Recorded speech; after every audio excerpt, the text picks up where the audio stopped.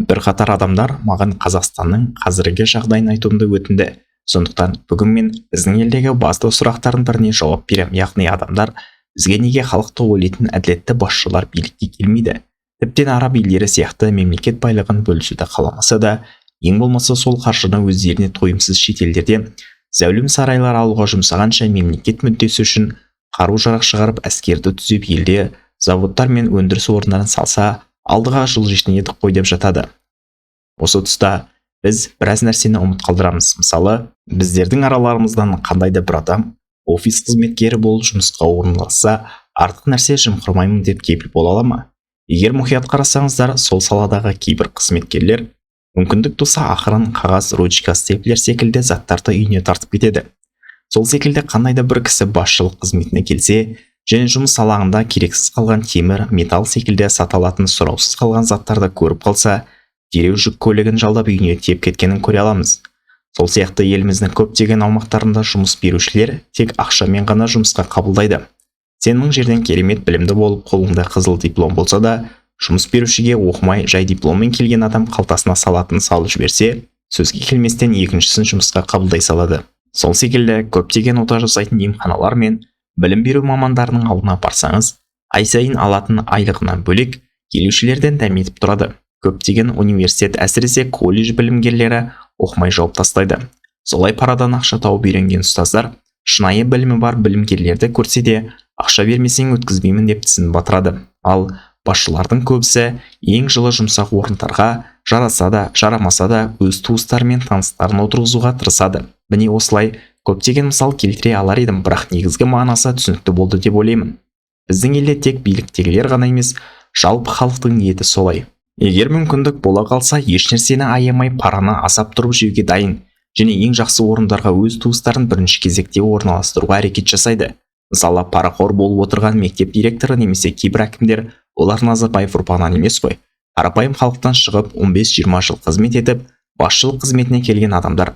Бірақ біз олардың әділетті болып жатқанын байқамаймыз.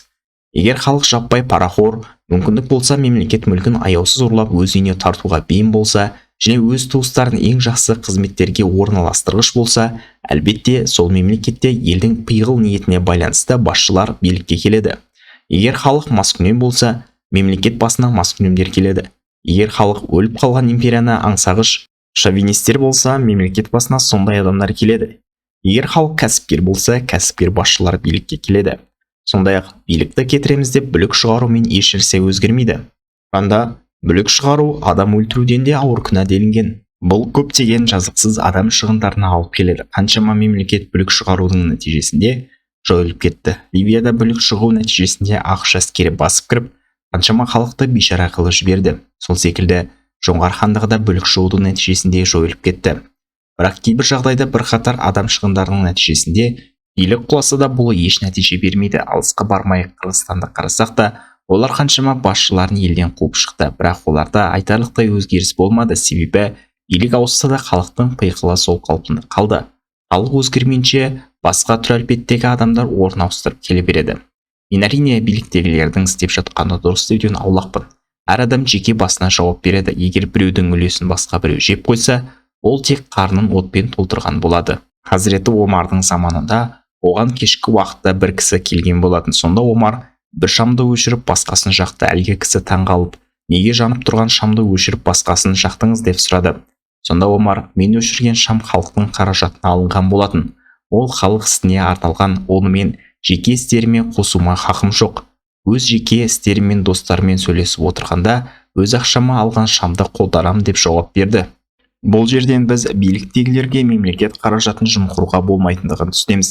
Егер қандай да бір басшы өзіне тиесілі емес ақшаны иемденіп алса, ол тек бұл дүниеде аз ғана уақыт қызығын көреді. Ақыретте сол қаражат тиесілі болған адамдар келіп өз ақысын сұрайды.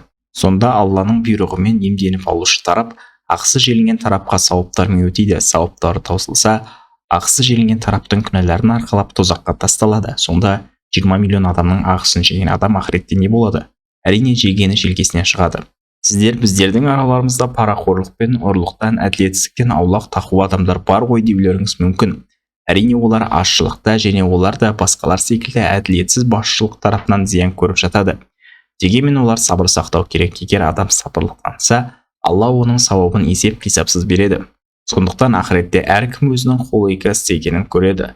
Қорытындылап айтқанда, егер біз әділетті халықты ойлайтын басшылардың келуін қаласақ, онда біз де пиғылымызды дұрыстап, Алланың тыйғандарынан тыйылып, харам жолдармен ақша табудан аулақ болуымыз керек. Сонда ғана біз Алла бізге жақсы басшы алып келеді деп үміт ете аламыз. Ал бұл Аллаға оңай.